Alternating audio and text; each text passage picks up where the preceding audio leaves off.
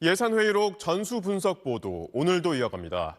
올해 국회가 예산심사에서 성과로 내세운 첫 번째 항목은 농어촌 기본소득 시범사업 지역의 확대입니다. 7곳이었던 사업지를 전국 10곳으로 늘렸습니다. 먼저 현장 상황은 어떨까요? 시범사업이 한창인 마을을 점검해봤습니다. 배여운 기자입니다.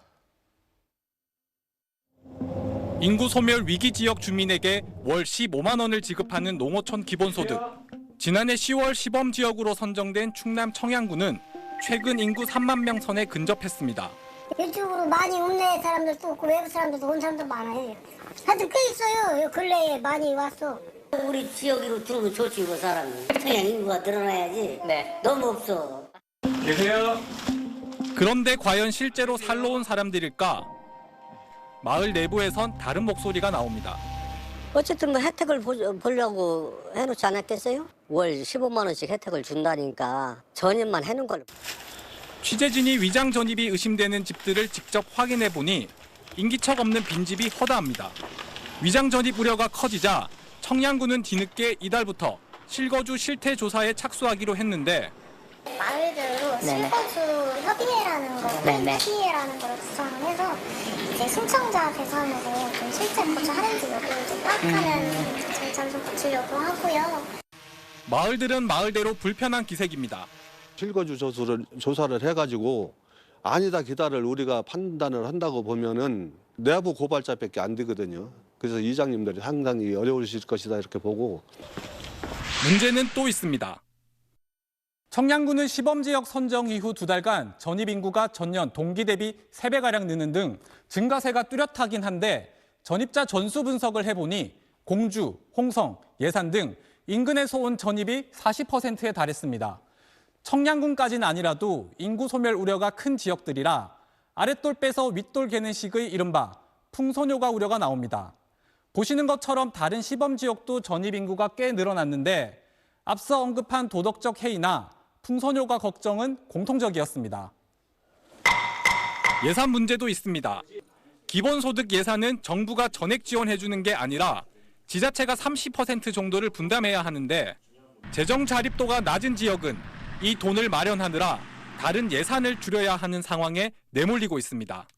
청양군의 경우 550억 사업비 중 국비 지원 등을 제외한 자체 부담이 165억 원 정도인데 이미 복지 및 농업 관련 예산을 지난해보다 102억 원 정도 축소 편성했습니다. 다른 시범 지역 역시 사정은 비슷했습니다.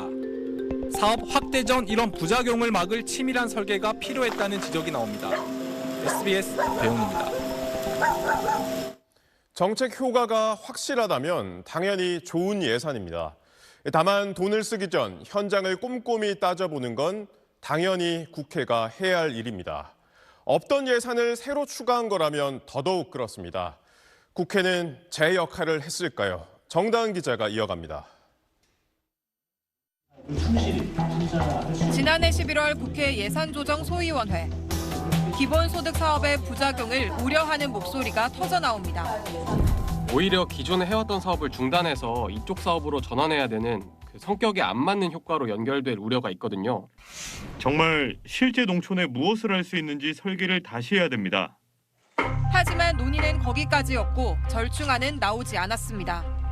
637억 원 규모 증액 사업을 논의한 공식 시간은 단 14분. 회의록은 고작 4쪽 분량입니다. 결국 이 사업 역시 공식 기록이 남지 않는 비공식 회의체, 소위원회 아래 소위원회, 소소위로 넘겨졌고 양당 지도부의 이른바 정치적 결단으로 확정됐습니다. 앞서 예결위 검토 보고서에는 이미 수많은 경고등이 켜져 있었습니다. 시범지역 지자체들이 이 많은 예산을 부담하기 어렵다, 보완책이 필요하다, 위장전입 같은 풍선효과 대책이 필요하다는 지적이 명시돼 있었지만 정작 공식 회의체에선 외면당했습니다. 국회가 1호 성과로 치켜세운 예산마저 정책 효과를 어떻게 고민하고 검증했는지 공식 기록 자체가 없는 셈입니다. 어느 누구도 모르는 영구비리 사건으로 남게 된 것이 26년도 예산안 심의 과정에 굉장히 독특한 안 좋은 점이다라고 볼 수가 있죠. 해마다 반복되는 부실 심사의 배경에는 턱없이 부족한 심사 시간도 자리 잡고 있습니다. 9월 정기국회 기간 중 국정감사를 제외하면 예산 심의에 집중할 수 있는 시간은 사실상 한 달 남짓에 불과합니다. 미국은 최소 8개월, 독일과 프랑스는 각각 4개월과 3개월의 예산 심사를 하라고 규정하고 있습니다. SBS 정다은입니다.